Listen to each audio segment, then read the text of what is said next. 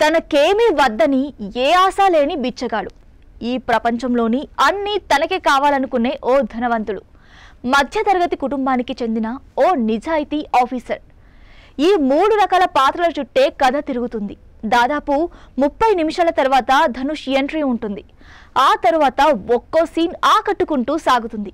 Corporate వ్యవస్థలు రాజకీయాలను ఎలా శాసిస్తున్నాయి, రాజకీయ నాయకులు తన స్వార్థం కోసం ఎలాంటి అవినీతి పనులు చేస్తున్నారు, బ్లాక్ మనీ ఎలా చేతులు మారుతుంది, బినామీ వ్యవస్థలు ఎలా ఉంటాయనేది కుబేరా మూవీలో కళ్లకు కట్టినట్లుగా చూపించాడు శేఖర్ కమ్ముల.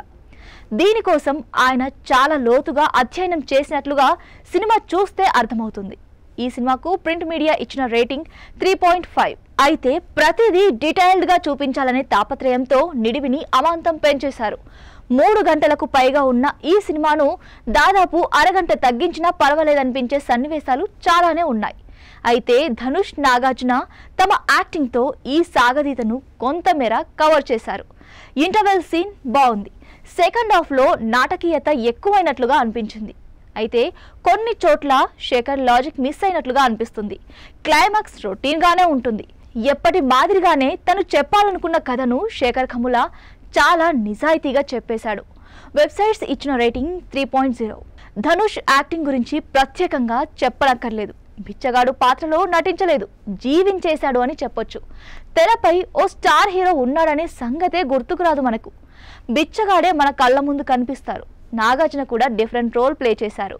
ఆయన కెరీర్లో ఇది కూడా ఓ డిఫరెంట్ మూవీగా నిలిచిపోతుంది. రష్మిక మందన తన పాత్రకు న్యాయం చేసింది. విలన్ గా జిమ్ తనదైన నటనతో ఆకట్టుకున్నాడు. సాంకేతికంగా సినిమా అద్భుతంగా ఉంటుంది.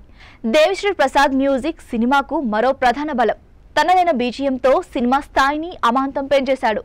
సినిమాటోగ్రఫీ, ఆర్ట్ డిపార్ట్మెంట్ పనితీరు కూడా అద్భుతమని చెప్పొచ్చు. ఆడియన్స్ ఇచ్చిన రేటింగ్ 3.25. సెన్సిబుల్ కథలో డిఫరెంట్ సినిమాలను తెరకెక్కించడంలో శేఖర్ కమ్ముల దిట్ట. సమాజంలో జరుగుతున్న పరిణామాలనే కథగా మలిచి ఎంటర్టైనింగ్ గా చూపిస్తూనే ఓ మంచి సందేశం అందిస్తూ ఉంటాడు. అలా అని మెసేజ్ ఇవ్వడానికే సినిమా తీసినట్లుగా అనిపించదు. సినిమా చూస్తే మనకే ఓ సందేశం అందుతుంది. కుబేరాను కూడా అలానే అద్భుతంగా తెరకెక్కించాడు. ఓవరాల్ గా కుబేరాకు రియల్ వ్యూ ఇచ్చే రేటింగ్ 3.25.